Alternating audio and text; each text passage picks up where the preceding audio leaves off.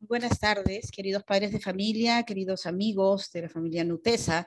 Ya saben que este año Nutesa está cumpliendo 80 años de servicio a la comunidad educativa, a los padres de familia, a nuestros alumnos. Así que estamos en año de celebración. Y ustedes saben que nosotros venimos desarrollando ya nuestro ciclo de charlas para los papitos y para todo quien quiera estar inmerso en este tema de comunicación familiar. Nuestro ciclo Dialoguemos en Familia. Bienvenidos sean todos. Esta vez, en esta oportunidad, tenemos el tema cómo manejar el estrés escolar. Tema muy importante. Ustedes saben que después de 2 años difíciles, especialmente para los papás que estuvimos en casa, ¿no? Un poquito batallando con los chicos, ahora que retornen ha sido un cambio total. Entonces, algunos niños, algunos chicos, de repente, en este cambio, han sentido esta parte del estrés que nosotros siempre estamos escuchando. Y tenemos en esta oportunidad este tema para desarrollar y que ustedes se vayan recargados y que sepan cómo manejar esto en casa. Pero primero tenemos unas recomendaciones importantes para que la charla salga como debe ser. Siempre mantener el micrófono apagado para no interrumpir a la ponente, disponer de un entorno adecuado y tener a la mano lápiz y papel para tomar nota de todos los tips que nos pudieran sugerir en esta noche. Y por supuesto, ya ustedes saben que al finalizar la charla tenemos nuestro sorteo. Así que los invitamos a que se queden hasta el final. Vamos a ver un poquito de qué se trata este tema, cómo manejar el estrés escolar. Es un término difícil de afrontar por la complejidad de sus características. Debemos asegurar que nuestros estudiantes fortalezcan habilidades, estrategias y características evolutivas propias del afrontamiento en periodos críticos que generen estrés para obtener respuestas inmediatas y que no interfieran en el rendimiento académico ni en su desarrollo. Y para este tema importante, tenemos a nuestra ponente, nuestra especialista, Magíster Ángela Otazú López, máster en Psicología Clínica y de la Salud y Gestión Educativa y Docencia Universitaria, especialista en neuroeducación, acompañamiento en intervenciones familiares en contextos educativos. Se desempeña como asesora y consultora privada, docente universitaria en pre y posgrado. Trabajó como subdirectora pedagógica formativa y coordinadora de la Estrategia Sanitaria de Salud Mental y Cultura de Paz. Desde nuestra Ciudad Blanca, desde Arequipa, vamos a recibir en esta oportunidad y agradeciéndole su participación a Miss Ángela. ¿Cómo está? Muy buenas tardes. Yo dejo de compartir y dejo la charla en sus manos. Bienvenida.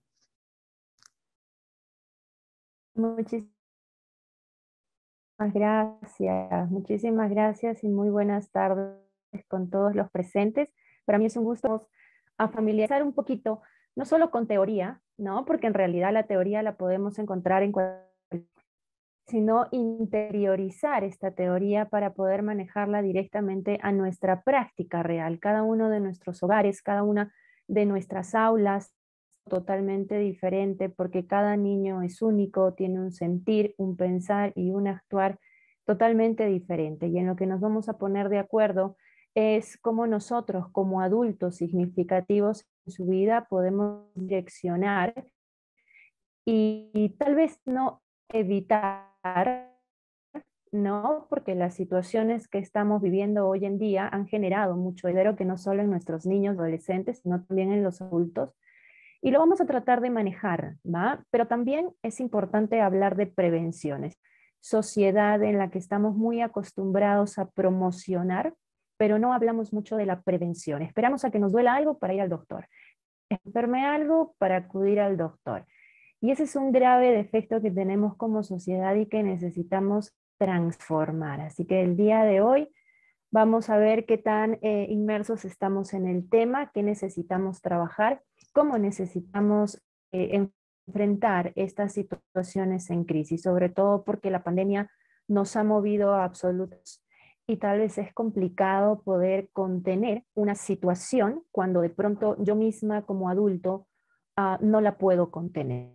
Mi gran interrogante y con la que deseo empezar la charlita de día de hoy es, ¿estamos listos para manejar el estrés escolar? Y hablar de estrés escolar, no solamente me refiero al aula en sí, ¿no? Porque estrés escolar lo puedo observar en mi hogar si es que tengo un hijo menor que se encuentra pues en esta etapa, ¿no? Primero quiero compartir con todos ustedes un breve concepto para ver qué tan complicado puede ser este tema del estrés.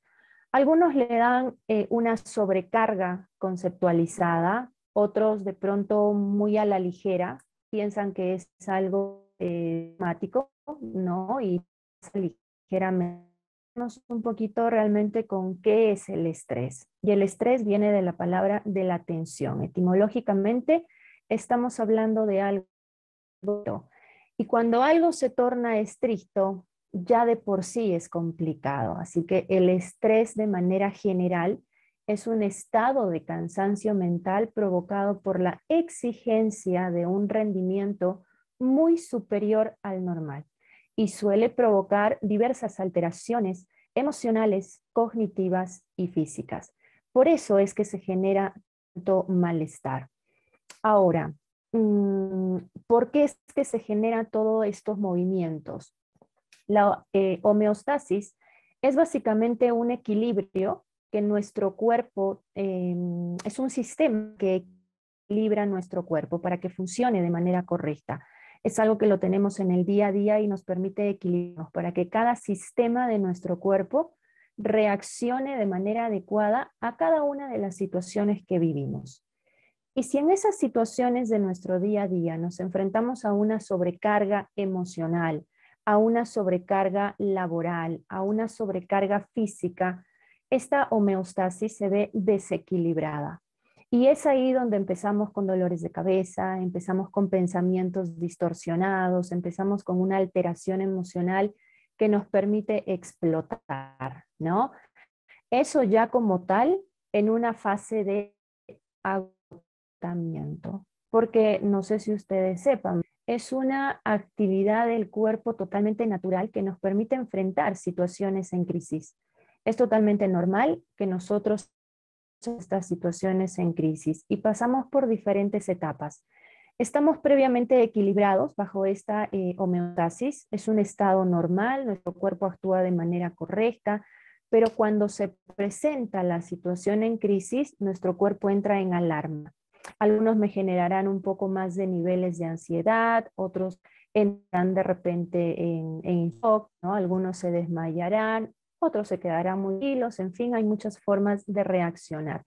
De ahí pasamos a una fase de resistencia. Aquí depende mucho de las diversas habilidades físicas, cognitivas y afectivas que tenemos para poder enfrentar esta situación. Si carecemos de estas habilidades o en nuestros niños, por ejemplo, no existe un adulto que los pueda ayudar, que los pueda contener, que los pueda... Se genera un daño, se genera una afectación emocional que se puede evidenciar en todo su cuerpo, ¿va?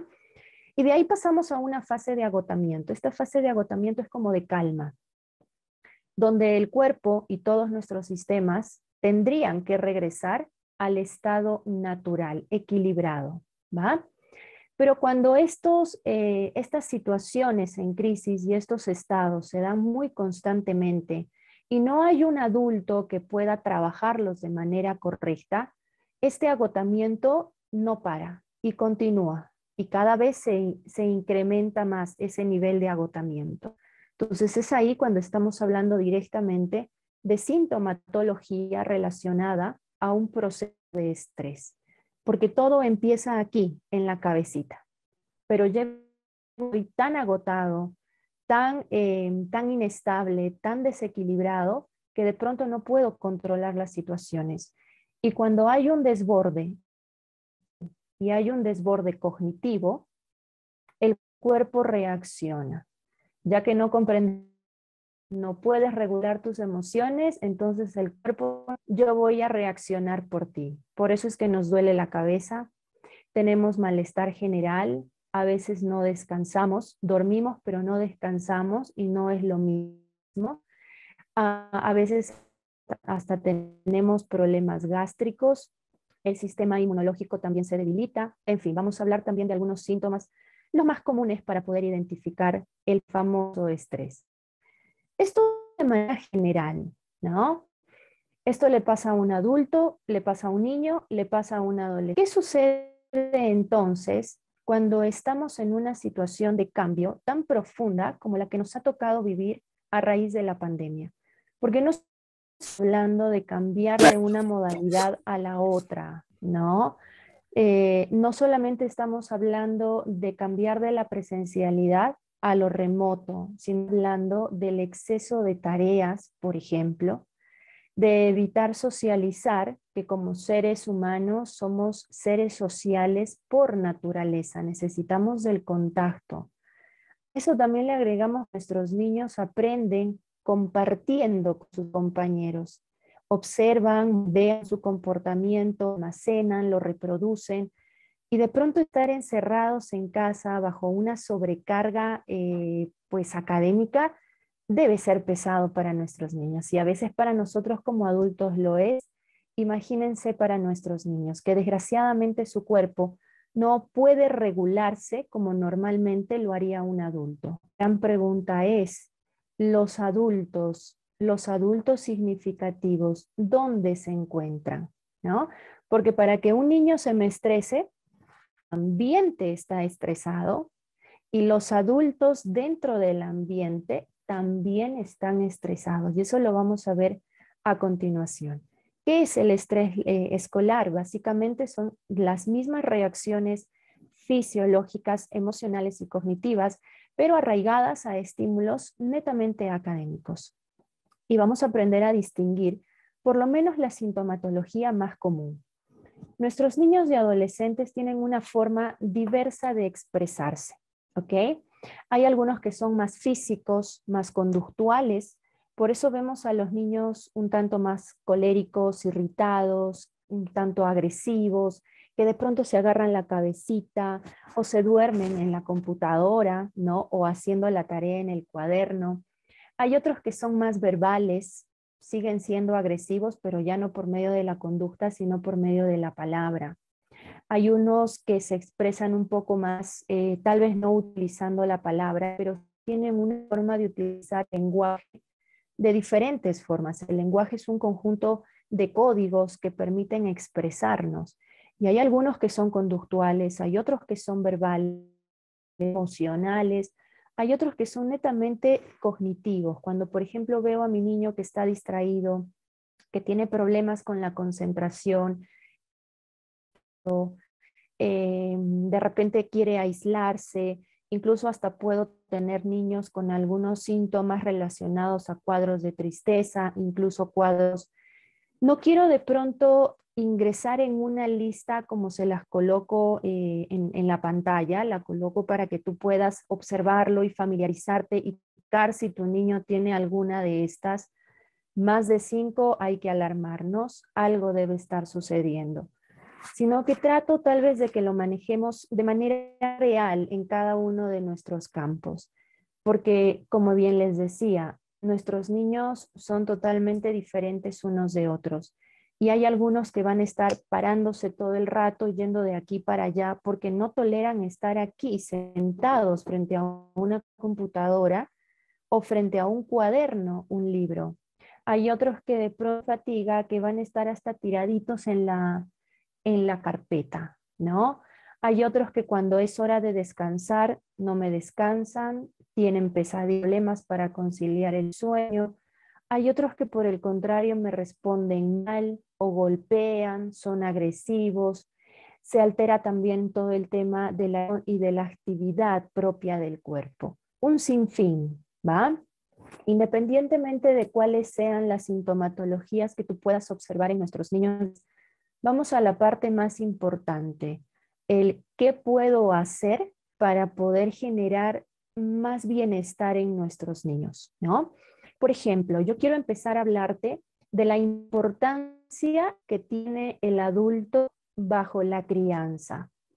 Y no solamente hablando de mamá y papá de la crianza, sino también de nuestros docentes en cuanto a la formación en el área académica, es decir, en la escuela.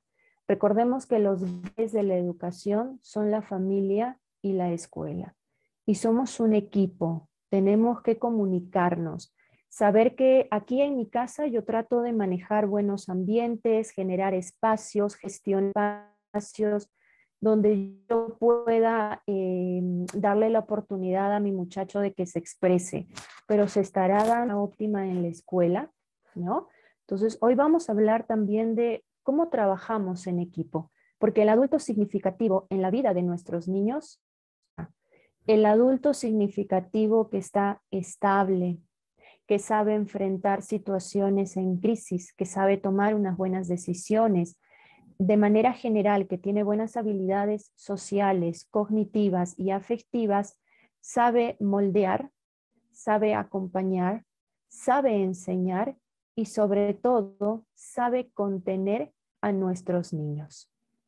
Nuestros niños, teniendo a un adulto a su alrededor, va a poder aprender a gestionar, va a aprender a enfrentar situaciones en crisis, va a aprender a socializar, y a la hora de socializar estamos también aprendiendo a expresarnos. Sobre todo va a poder construir rutinas sanas.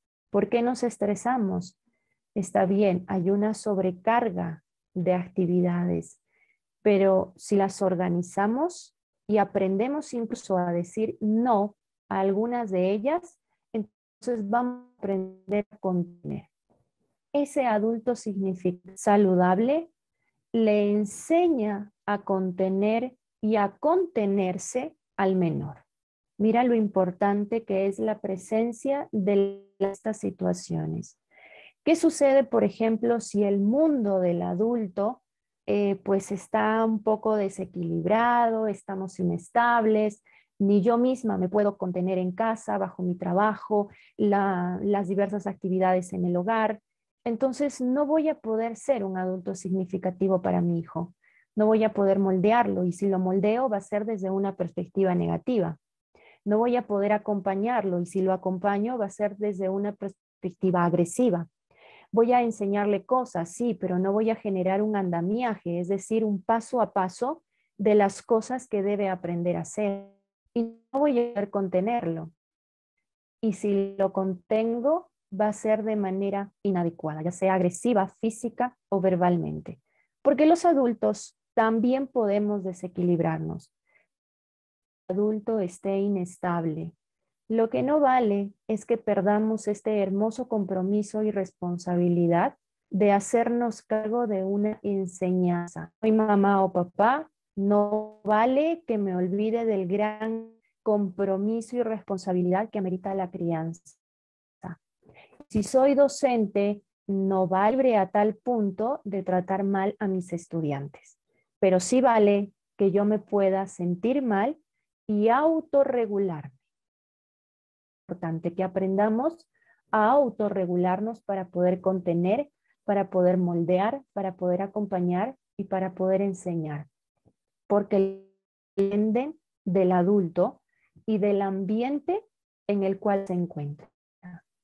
Y tenemos formas diferentes de contenernos. Recuerden que yo les decía que hay diferentes síntomas y que nuestros niños expresan cada uno de sus síntomas de una forma diversa. Hay algunos que son más físicos. ¿Dónde viene esto? Yo voy a estar a uno en la psicología, nuestro querido Piaget. Él está encargado de la teoría del desarrollo cognitivo en el ser humano. Y nos vamos madurando de manera cognitiva, ojo, vamos madurando etapa tras etapa. Y nos decía que nuestros más chiquitines de 0 a solamente sensoriomotores. Quiere decir que ellos aprenden en base a sus sentidos y al movimiento.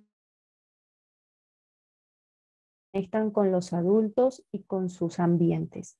Por lo tanto, es la forma más adecuada para ellos también de expresarse. Tenemos los berrinches, ¿no? Los llantos, porque todavía el lenguaje no está desarrollado. la palabra. Entonces es un poco complicado que nos hablen, pero se expresan. Una contención física verbal está dentro de la segunda etapa, según este autor Piaget. Nuestros niños aprenden en base a símbolos, asocian escenas. Todavía no hay un nivel de razonamiento maduro. Ellos actúan según causa-efecto. Ya pueden expresarse de manera verbal, pero no como lo haría un adolescente o como lo haría un adulto. Por lo tanto, aquí tenemos a nuestros niños de 7 a 11 años de edad, 11, 12 años, una sintomatología mucho más marcada. No solamente va a ser conductual, dolores, malestares físicos que son evidentes porque los puedo ver, ¿no? Van a utilizar la palabra, es que tengo sueño, es que no quiero ir a la escuela, es que hay mucha tarea, estoy cansado. Hagámosle caso, ¿eh? Ellos no tienen otro vocabulario para poder hacer un disimulo social, no me manipulan la información todavía. Hay que hacer caso. Una etapa de operaciones concretas donde ya aparece el razonamiento, ya pueden razonar, no solamente se familiarizan con causas, ya miden consecuencias, ya relacionan una situación con otra, y aquí es donde tenemos a niños y adolescentes que son mucho más verbales. Si están, no se van a tirar sobre la carpeta porque, bueno, el cansancio a veces les gana, no. Ellos van a decirte, no quiero hacer la tarea. Ellos van a decirte, pero ¿para qué tan profesora? Van a renegar. Son verbales.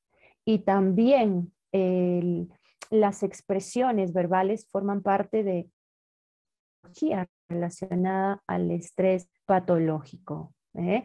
Y tienen la facilidad de la palabra. Entonces, no es flojera, no solo es flojera, no de aburrimiento, no solo es un tema de reclamos o de no querer cumplir sus responsabilidades, sino que realmente están agotados. El agotamiento, cuando es prolongado, genera estrés. Así que de ahora en adelante, de pronto no cuestionemos tanto ni el sentir de nuestros niños y adolescentes cuando de pronto nos mencionen algo relacionado a su sentir o a su incomodidad frente a las actividades que tienen que hacer frente a la escuela, ¿no? Y bueno, finalmente tenemos una contención reflexiva que es propia del adulto. Esto, según Piaget, ya estamos dentro de las operaciones formales. Hay todos los tipos de pensamiento están maduros, puede generar una reflexión y hay muchos adultos que como ellos pueden enfrentar el estrés o no les queda de otra que enfrentar el estrés, cuestionan mucho a los niños. ¿Pero por qué estás agotado si has dormido toda la noche, no te has despertado? ¿Pero por qué estás cansado si ni siquiera has hecho una tarea? Intentan hacer una reflexión de por qué, para qué, cómo, y el niño en su corto desarrollo, en su corta madurez cognitiva, lo único que va a hacer es reclamar porque estás cuestionando su sentir y su pensar. Entonces, no solamente se trata de ver aburrido o cansado a mi niño, va mucho más allá. Incluso estos síntomas del estrés pueden generar patologías y patologías muy marcadas que vamos a necesitar a un profesional para que pueda bajar esos niveles de ansiedad y agotamiento. Es mucho más sencillo sentirme cansada físicamente porque voy, me doy una duchadita, tomo algo caliente, me meto a la canso y al día siguiente como nueva. Pero cuando hay agotamiento mental, que es básicamente el estrés, es bastante complicado poder generar ese descanso, porque incluso nuestros procesos cognitivos, la única forma o el único momento en el que se recargan de energía es cuando descansamos. Y si estamos agotados, no vamos a descansar. Por eso al día siguiente nuestros niños se levantan cansados, apáticos, sin ganas de ir a la escuela, quejándose. Algunos se levantan con dolor de cabeza, con diarreas, con dolor de estómago. Hay algunos que les duele ya el cuerpo, ¿no? Los hombros, la espalda, los bracitos. Estamos generando una sintomatología real porque tal vez de manera cognitiva con el pensamiento y con las emociones, no los estamos comprendiendo. Y eso hace que se agoten cada vez más. Entonces, nosotros pensamos qué podemos hacer, ¿no? Primero, vamos a ir reconociendo las diversas sintomatologías que podamos ir identificando, ¿ok?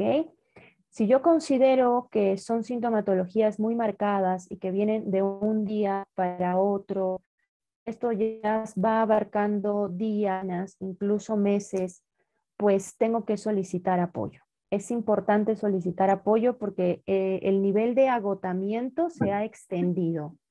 No he podido concretar de manera óptima esa última fase de agotamiento que me permite nuevamente regularme o agotado.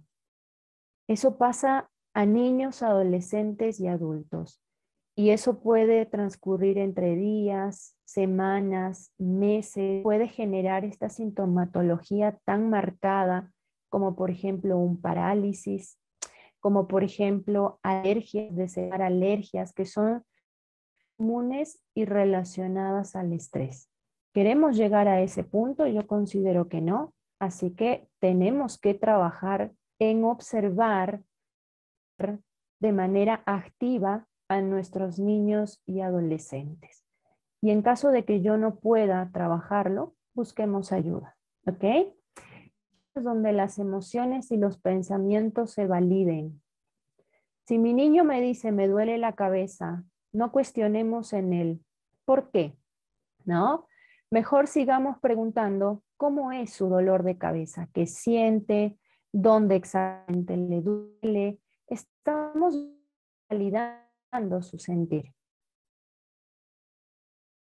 Mi niño ya sabe que con eso me atrapa y me está condicionando para no ir a la escuela.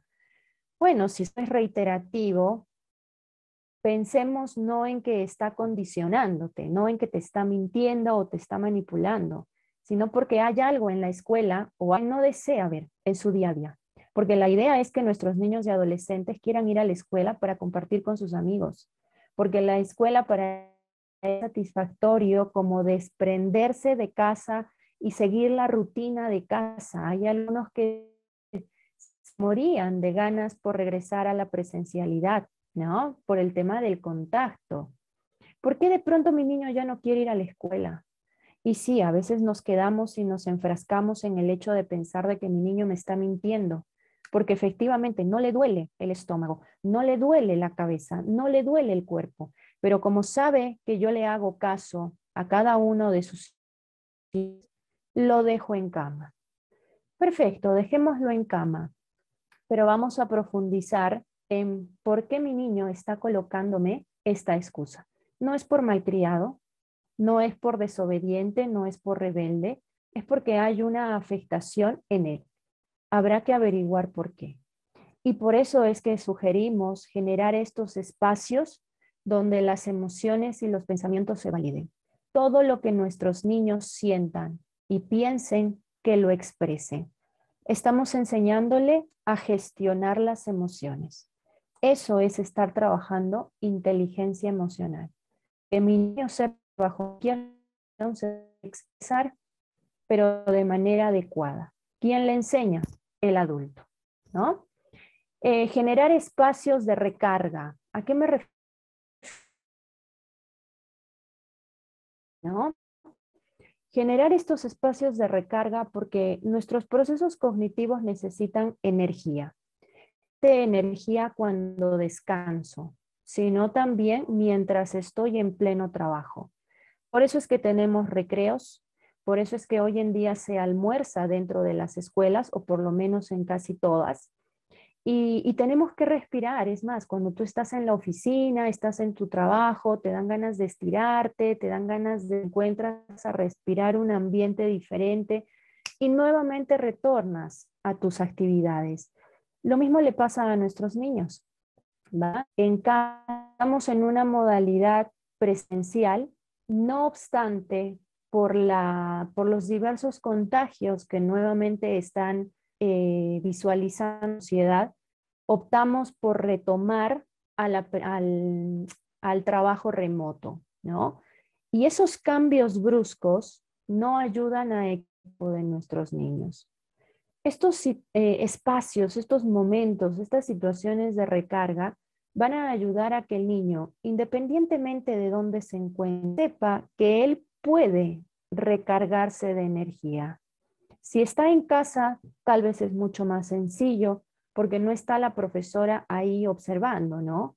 Porque si estamos en la clase y yo quiero recargarme de energía, pues no me voy a parar y decirle, me estoy recargando de energía, por favor, espéreme un ratito. No, no me refiero a ello. Son los adultos quienes tienen que ser conscientes de estos espacios de recarga. De repente, si yo tengo una jornada, aunque sea remota, tengo una jornada de 8 de la mañana a 1 de la tarde, ¿cuántos breaks le doy? ¿Cuántos pequeños recesos le doy? No, pero es que la institución ya me marcó en qué momentos ellos salen de recreo. Sí, pero nosotros padres de familia podemos ir a hablar con la institución porque somos un equipo, recuérdenlo, porque es importante hacerle reconocer a la institución que no todo es un área académica. Estamos de la mano con el área formativa y hablar de área formativa estamos hablando de salud mental. Bajo estas situaciones, sobre todo en las que tenemos una sobrecarga de actividades. Y ahí viene precisamente otra sugerencia, que es manejar de manera coherente las tareas académicas para casa. Esta tarea es exclusiva de los docentes, no obstante se las encargo a los papás. Ha sido muy controversial desde que empezó la pandemia el tema de aprender a dividir tareas. No porque yo le deje un sinfín de tareas a mi estudiante, es sinónimo de que va a aprender mejor. ¿Quién lo acompaña? Si el experto en dar el conocimiento soy yo como docente. A veces papá se frustra más porque dice, no entiendo, no comprendo. Y si a eso le agregamos el hecho de que mi niño tiene que ir de un curso al otro, de una tarea a la otra, y a veces ni siquiera la termina, ¿no creen ustedes que lo estamos agotando más? Entonces, estamos hablando de estrés escolar por una sobrecarga de actividades y estamos dejando y estamos permitiendo el exceso de tareas extensivas, con la intención de cubrir horarios, de cubrir espacios, de cubrir o sustentar el sueldo, porque se ha visto diferentes investigaciones en las que se evalúa tanto al estudiante como al docente. Y una investigación relacionada precisamente a las tareas extensivas que se le aplica a los docentes. ¿Cuáles fueron los resultados de esta investigación que fue aquí en Latinoamérica? Algunos muy sinceros dijeron para sustentar el sueldo. Miren ustedes. Otros de pronto dijeron, no, lo que pasa es que aquí en la escuela se me acorta el tiempo porque no es lo mismo trabajar de manera remota que manera presencial, entonces yo tengo que dejar tareas para asegurar que todos aprendan. Sí, pero si no estás presente, ¿cómo podemos asegurar de que el aprendizaje se dé de manera significativa? Ahora, ¿cómo pretendes que el alumno realice tareas de tal curso y a la vez de todos los cursos que también dejan sus propias tareas, ¿no? Entonces es un hecho de aprender a conversar en equipo y decir, ¿se están dejando tareas solo para rellenar espacios o se están dejando tareas con la intención de interiorizar la información y llevarla de la teoría, llevarla a la práctica? Porque eso lo podemos hacer en la misma clase. Podemos ir conversando, podemos ir debatiendo, relacionando el tema de la teoría a la práctica. ¿Cómo llevas esta teoría a la práctica? ¿Para qué te sirve este tema en tu campo real? ¿Cómo puedes manejar esto en tu vida diaria? Porque se supone que esas son las nuevas metodologías enfocadas a competencias. Entonces, más tarea, más memorismo, más agotamiento, más estrés escolar. Esta es una tareita tanto para docentes como para padres. Conversemos en equipo y tratemos de dosificar las tareas extensivas. Momentos de ocio de calidad. Esto va exclusivamente para los papitos. Y es que, bueno, tiene mucho que ver también con el punto anterior, ¿no? Porque si mi niño está recargadísimo de tareas, ¿cómo le permito que tenga esos espacios donde haga lo que él desee? Jugar play, mirar películas, ir a jugar fútbol, dormir, ¿no? ¿Cómo tengo estos momentos de ocio de calidad si no hay tiempo para los tiempos de ocio de calidad, ¿no? ¿Y a qué me refiero con estos momentos de ocio de calidad? Nuestros niños se sobrecargan mucho más hoy en día con los famosos videojuegos. Es su zona de escape. Están en una generación donde la tecnología va de la mano de ellos. La manejan así. No obstante, no estamos preparados como sociedad para enseñarle a nuestros niños a utilizar la tecnología de manera adecuada. Vale que jueguen, vale que se distraigan, pero ¿qué tiempo? ¿Cuánto tiempo? ¿Y qué tipo de juegos? ¿No?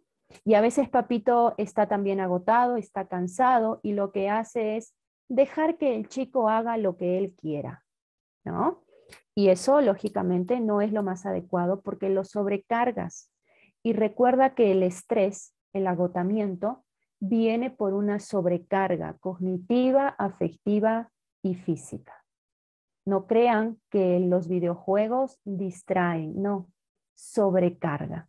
Y más aún si es que ya de por sí tienes una sobrecarga laboral, ¿no?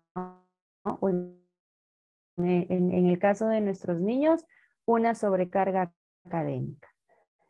Entonces, hay que aprender a buscar esos momentos donde me libere. Cosas, por ejemplo, yo escucho a papitos y me dicen, no, para que mi hijo se libere, yo le he puesto en clases de música. Para que mi hijo se libere y se desestrese, lo he puesto en clases de natación. Y tú conversas con los niños y se siente la pesadez de más tarde tengo que ir a mis clases de música. Más tarde tengo que ir a mis clases de natación. Y tú te cuestionas y dices, o sea, ¿es un momento de ocio para él o es una sobrecarga más para su rutina? Conversemos con nuestros hijos, conversemos con ellos y preguntémosles básicamente, ¿qué deseas hacer? ¿Por qué imponer? No, pero es que eso es bueno para su formación, desde tu perspectiva. No quiere decir que esté mal, pero de pronto lo estamos sobrecargando, ¿no? Y ahí viene nuestro punto de mejorar rutinas, ese equilibrio, que nuestro niño tenga una rutina. La rutina es sana. Estamos muy acostumbrados a tener un concepto errado de que la rutina es inadecuada. No, queridos papitos, no. La rutina es buena, porque sobre todo en niños y adolescentes les permite un orden que lo van a jalar a la adultez y van a saber que hay situaciones en las que puedo moverme más activamente como otros que necesito calmarme, precisamente para evitar la sobrecarga. Yo tengo un examen el día lunes y sin embargo salgo de juerga viernes, sábado y domingo. No, estoy en momento de exámenes finales. Tengo que enfocarme, ordenarme. Una vez que salga de vacaciones, disfruta todo lo que quieras. Para eso son las rutinas, para ordenarnos desde pequeños. Así que no le tengamos miedo a la rutina. Y más si somos padres y estamos a cargo de la crianza o somos docentes a cargo de la formación. Porque el niño, desde que ingresa a la escuela, ya tiene que tener marcado una rutina. Eso es darle orden, borde, llegar al agotamiento y posteriormente al estrés. Porque lo primero que se va a pensar es no puedo hacer nada. No, puedes hacer todo, pero ordenado, ¿no? Y trabajar la estabilidad emocional. Esto no es precisamente para nuestros niños, sino para nosotros como adultos. Somos un equipo. Vale que los adultos estemos estresados, vale que los adultos estemos agotados, vale que nos desestabilicemos de vez en cuando, pero lo que no se vale es que no nos aprendamos a autorregular. Y el adulto debe tener buenas habilidades sociales para interactuar de manera correcta, para poder expresarse de manera asertiva, habilidades afectivas para dejar expresar las emociones que siente. Las emociones son maravillosas y se han hecho para sentirlas y expresar correcta, porque yo no puedo estar enojada Y como aquí Ángela me está diciendo que las emociones son para expresarlas, voy a ir a gritar, a agredir. No, hay que regularlas. ¿Y cómo las regulamos? Gestionando espacios, con una misión a aceptarla y a evaluarla. Ahí ya nos estamos regulando y necesitamos esto para poder contener. Y también necesitamos como adultos buenas habilidades cognitivas para un buen afrontamiento en conflictos, una buena toma de decisiones, poder darme cuenta si mi niño necesita o no algún tipo de ayuda. Y este tipo de competencias, porque es un conjunto de habilidades, es importante porque yo les comparto una teoría muy bonita. Esta es una teoría ecológica de los sistemas. El encargado es Urié, otro pionero de la psicología, muy interesante porque nos habla que es el adulto básicamente el escudo protector de nuestros niños y adolescentes. Es el adulto el que se encarga de gestionar espacios, de moldear, de generar andamiajes, es decir, acompañar en el proceso de aprendizaje, y es el que contiene bajo cualquier situación. Y tenemos diferentes sistemas que tenemos que aprender a proteger para evitar el agotamiento, el desequilibrio emocional, el desgaste, todo lo inadecuado que no permite un desarrollo óptimo. El primer sistema son las relaciones más cercanas al niño, las relaciones entre los papás, las relaciones entre los hermanos, las relaciones entre papá y mi profesora. ¿Se llevan bien? ¿Se llevan mal? Es sumamente influenciable el tipo de relaciones que están alrededor del niño, las más cercanas. Y estas relaciones influyen directamente. Si mamá está estresada, el niño va a recepcionar su estrés. Nuestros niños observan y moldean su comportamiento. Son como una esponjita que todo lo absorbe. Si papá está enojado, colérico, cansado, viene del trabajo, ¿cómo creen ustedes que el niño va a venir de la escuela? Lo está aprendiendo. ¿Ah? Si mamá discute con la maestra porque algo no le pareció, hay una sobrecarga de emociones que el niño las va a sentir. ¿Cómo quieren que reaccione? ¿No? La maestra está cansada dentro del aula, que tengo muchos trabajos y encima ustedes reniegan, me hacen renegar, me hacen gritar, no hacen sus tareas. Es una forma en la que el niño está recepcionando el hecho de enfrentar estas situaciones de estrés, de sobrecarga, propias de un adulto, pero no es la forma adecuada de expresarlas, ¿no? Tenemos un sistema que va mucho más allá, ¿va? Si de pronto esto no afecta directamente al niño, pero sí afecta directamente al adulto. Y si le afecta al adulto y este no se regula, le afecta al niño. Si hay algún desequilibrio en nuestra sociedad, por ejemplo aquí en Arequipa, ¿no? Donde yo me encuentro. Aquí en Arequipa, si hay algo por ahí, nuestro gobernante, nuestra sociedad, lo vemos en la familia más lejana, no en mi núcleo, sino en la familia compuesta, y otros temas por ahí que me influyen directamente, como el trabajo también, ¿por qué no? Si yo no me regulo, llego a casa e interfiero con la tranquilidad del menor. Vamos a uno más allá, ¿no? Que ya es nuestro país, y uno más lejos que es todo el mundo. Por ejemplo, esta pandemia. La pandemia afectó a nuestro continente, afectó a nuestro país, afectó a nuestras ciudades, afectó a cada uno de nuestros trabajos, y eso afecta al adulto. Si ese adulto no se contiene, no se regula, no trabaja estas habilidades óptimas de un adulto significativo que sabe criar, sabe acompañar, sabe contener, sabe moldear, entonces afecto el desarrollo óptimo de nuestros niños. Y aplica para maestras, docentes, aplica para padres de familia. Necesitamos adultos significativos que estén recargados de buenas competencias, de buenas habilidades, que sean estables también, que generen conformidad. ¿Ok? Yo les traigo esta pequeña frase ya para despedirme. Saber contener es básico para una cálida relación hasta con uno mismo. Yo adulto, a cargo de un niño o un adolescente, lo contengo y le enseño a contener para que en un futuro él mismo aprenda a contenerse. Así que es bueno generar espacios de contención entre todos. Y yo creo que después de esto, espero estemos listos para manejar el estrés escolar. Estoy presta para cualquier tipo de pregunta, duda, inquietud. Ahí Muchas estamos. gracias, Ángela. Muchísimas gracias. Realmente muy importante, muy interesante. Qué importante saber es conocer realmente el significado en sí a fondo de la palabra estrés, ¿no? Lo usamos muy, a veces muy ligeramente. Estoy estresada, estoy estresado, es malcriado, no responde, pero qué importante es realmente conocer y sobre todo podernos manejar nosotros como adultos para poder orientar a nuestros hijos. Muchísimas gracias por tu participación.